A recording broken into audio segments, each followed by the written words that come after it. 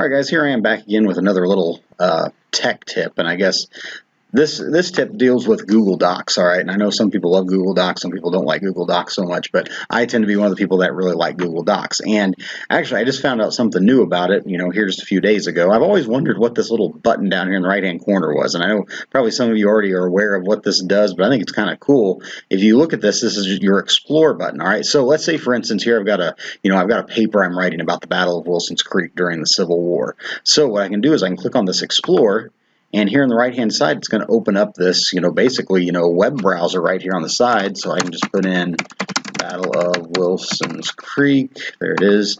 And it's going to bring up the top searches, all right? And so there you can see with Google, of course, you always get the Wikipedia article first and everything. But let's say, for instance, I see this one from battlefield.org, which is the Civil War Trust, or used to be the Civil War Trust. And, I see that they got this article here about Wilson's Creek, and so here's this little, summary of the battle. And so let's just say, for instance, I want to take this first sentence here dealing with, General Nathaniel Lyon there in Missouri, and I want to put that into my paper. All right, so, I'm going to paste it into my paper. Then, of course, I can change the formatting of it and everything to make it fit with my text of what I have going on in my paper. But now that I've, copied and pasted something from, a website, of course, students should hopefully know is you have to cite that source. So what's cool here is if you click on these little dots right here in the Explorer, it's got all these different formats. So MLA, APA, or Chicago.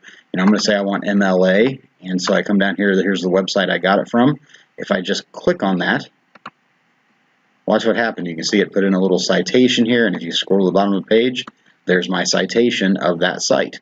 All right, so I can kind of plug in my citations right there within the paper without ever leaving it or anything like that. So, anyway, I thought that was kind of a cool tool. So, you might want to show your students how to use that, or, you might want to use it for some different purposes if you're doing some research or whatever. So, anyway, hopefully that helps, and thanks.